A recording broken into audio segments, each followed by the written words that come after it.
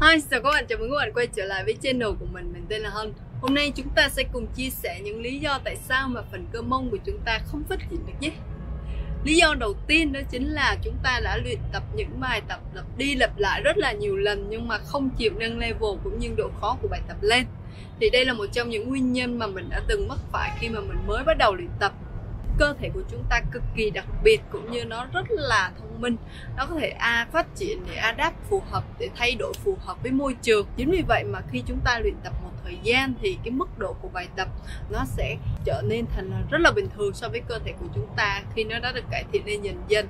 Chính vì vậy mà chúng ta cần phải nâng độ khó của bài tập lên cũng như độ nặng của tạ, hoặc là số set, số rep phải tăng lên tùy theo mục đích luyện tập của các bạn, để cho cái phần cơ của chúng ta nó được càng ngày nó càng phải phát triển hơn, để nó phù hợp với lại những yêu cầu của chúng ta.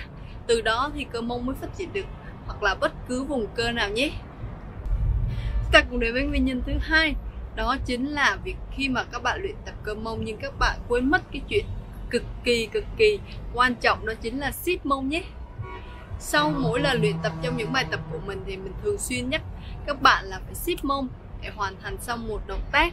Thì cái chuyện siết mông là làm giúp cho cái phần cơ mông của chúng ta được kích hoạt, nó siết vào thật mạnh để cho cái phần cơ đó được tác động thật nhiều và cái máu bơm vào để nó phát triển, cũng như là nó tác động nhiều đến cái phần cơ đó. Chính vì vậy yếu tố kỹ thuật cũng như là siết cơ mông, cảm nhận cơ khi luyện tập cực kỳ quan trọng.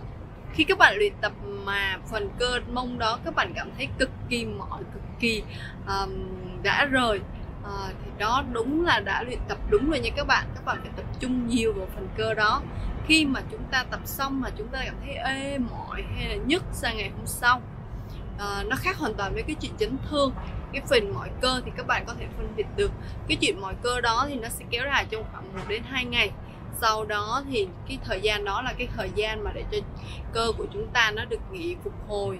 Và tiếp theo đó yếu tố quan trọng kèm theo sau khi luyện tập mà đúng kỹ thuật cũng như là nó làm cho phần cơ của chúng ta nó mỏi rồi, nó cần phục hồi, đó chính là yếu tố về dinh dưỡng.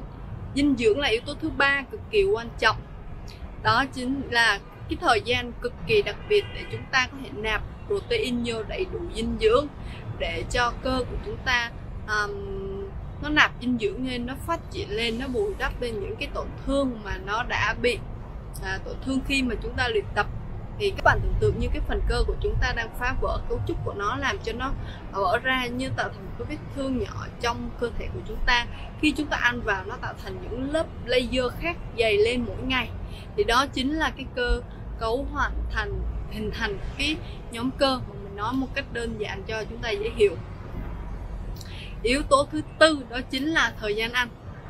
Rất là nhiều và ăn rất là nhiều nhưng mà bổ sung rất nhiều đạm, nhưng mà tại sao nó lại không lên cơ mà lại mập nhiều để lên cân? Đó là thời gian ăn. Thời gian cực kỳ quan trọng.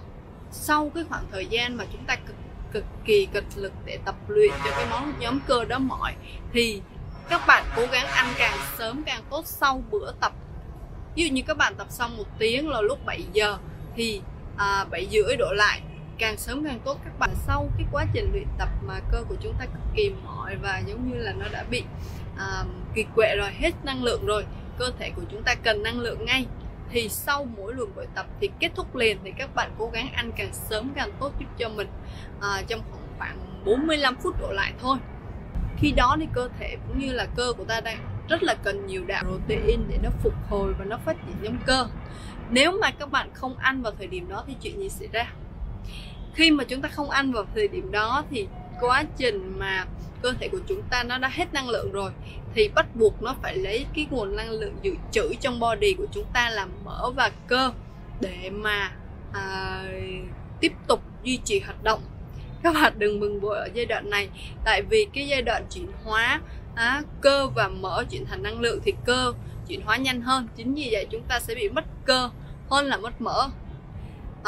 Chúng ta tập luyện cực lực để mà nó phát triển nhóm cơ, nhưng mà ăn không đúng giờ thì cái lượng cơ mà chúng ta bị mất đi nó còn nhiều hơn rất là nhiều cái lượng cơ mà các bạn cố gắng xây dựng nó. Chính vì vậy cố gắng ăn giúp cho mình càng sớm càng tốt.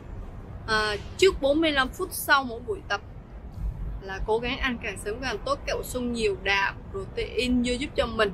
Nếu mà bạn nào mà có điều kiện nấu nướng ở nhà thì có thể ăn ức gà, trứng.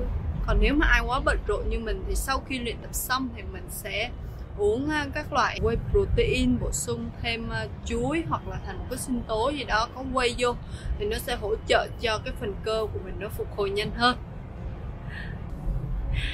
Yếu tố tiếp theo đó chính là mình thấy rất là nhiều bạn đam mê tập mông, ngày nào cũng tập, ngày nào cũng tập, thì chúng ta không có cái cơ mông của chúng ta, nó không có cái thời gian để nó nghỉ ngơi. Cái thời gian nghỉ ngơi của cơ mông cực kỳ quan trọng, đó là thời gian để nó phục hồi lại các nhóm cơ cũng như là để nó phát triển các nhóm cơ lên. Mà các bạn cứ tập miết làm cho nó bị tổn thương hoài, nó không có thời gian để nó nghỉ ngơi, nó bồi đắp thêm những cái lớp cơ mới làm dày cái nhóm cơ để nó phát triển lên, thì cái chuyện mà hình thành cơ mông nó rất là khó. Vì vậy chúng ta nên tập cách ngày ra để cho cơ mông của chúng ta có thời gian để tập. Thay vào đó thì những thời gian khác thì các bạn có thể tập những cái phần nhóm cơ khác, lên trên hoặc là bụng. Yếu tố tiếp theo nữa đó chính là việc khởi động nhóm cơ trước khi luyện tập.